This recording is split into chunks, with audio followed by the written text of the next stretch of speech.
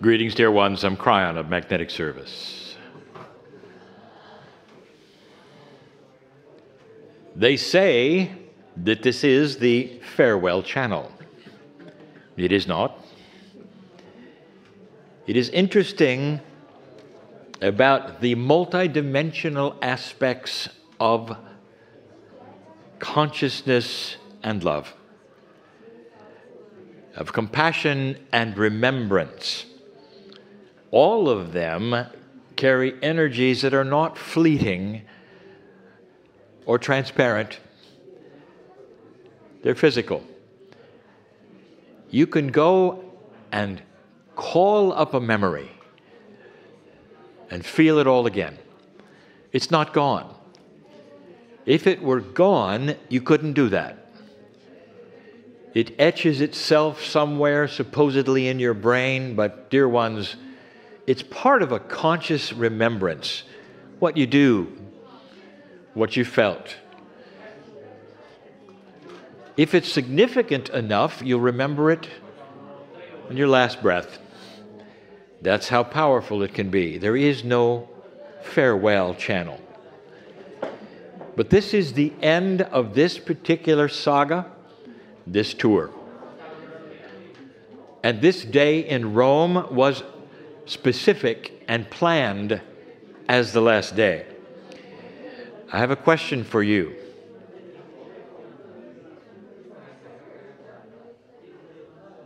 You're on this tour, many of you, because you're in a state of searching.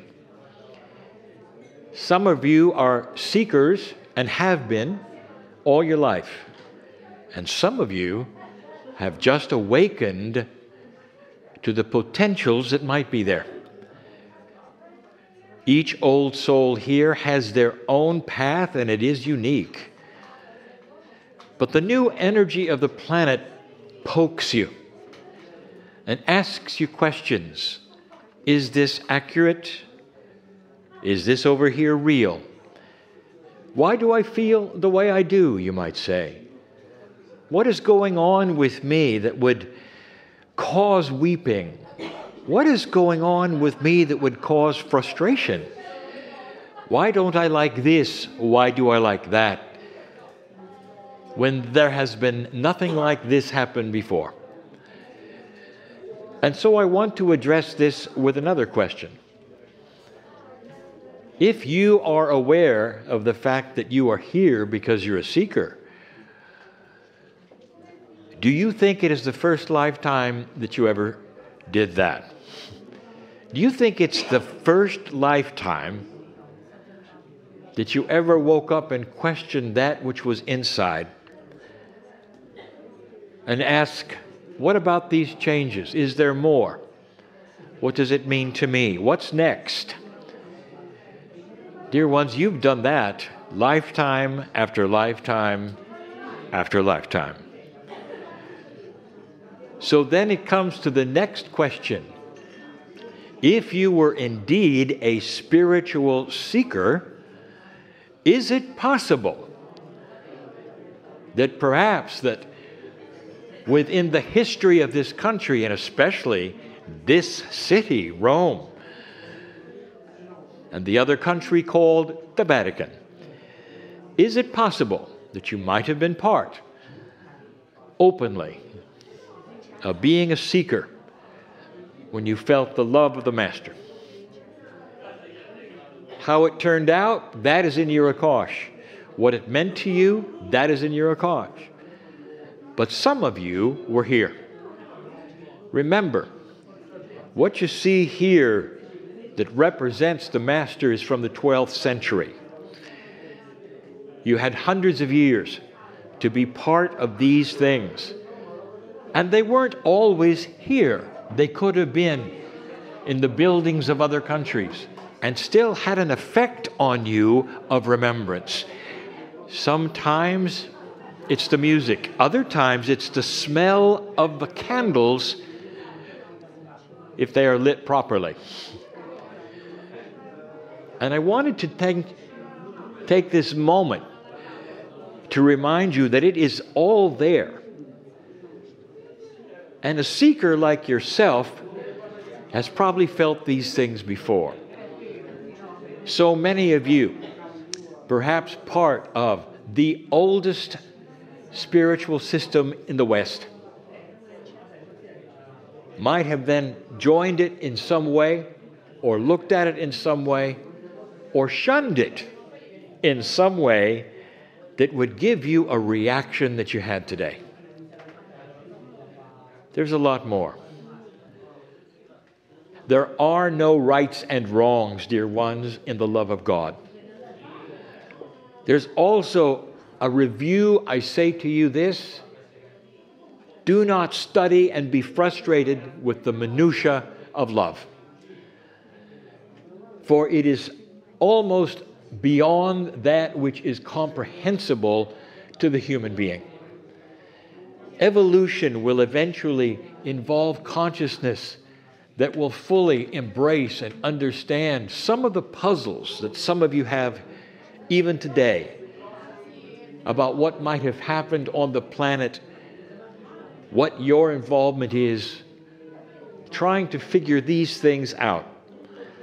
I ask you, if somebody stood in front of you and in all honesty and purity and beauty, and they said, looking into your eyes, "I love you. I love you,"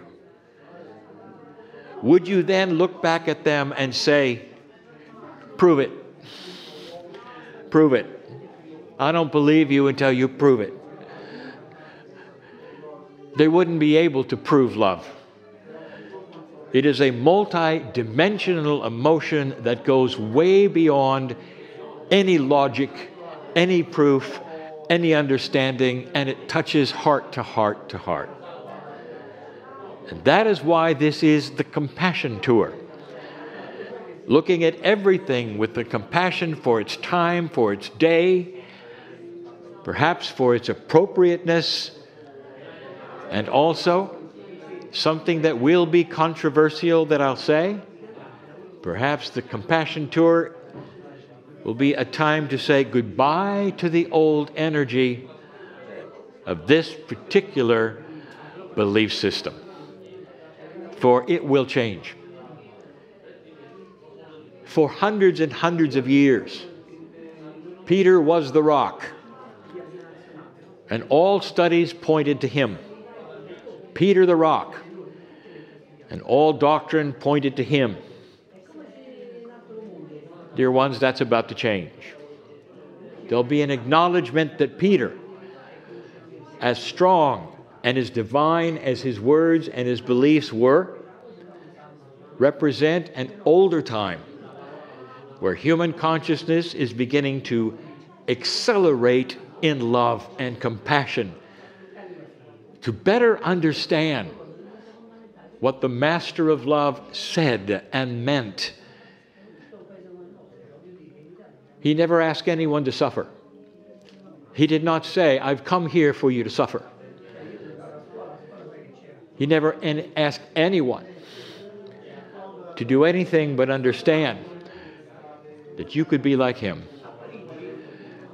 And this is going to start to change the belief systems around this planet, but especially here. It has already begun with rewriting some of the concepts that are dark, some of the concepts that don't honor God, such as judgment and punishment and horror, and the description of a place where even children might go if they didn't do something correctly. That may have worked, dear ones, for an older energy of lower consciousness, and today it does not.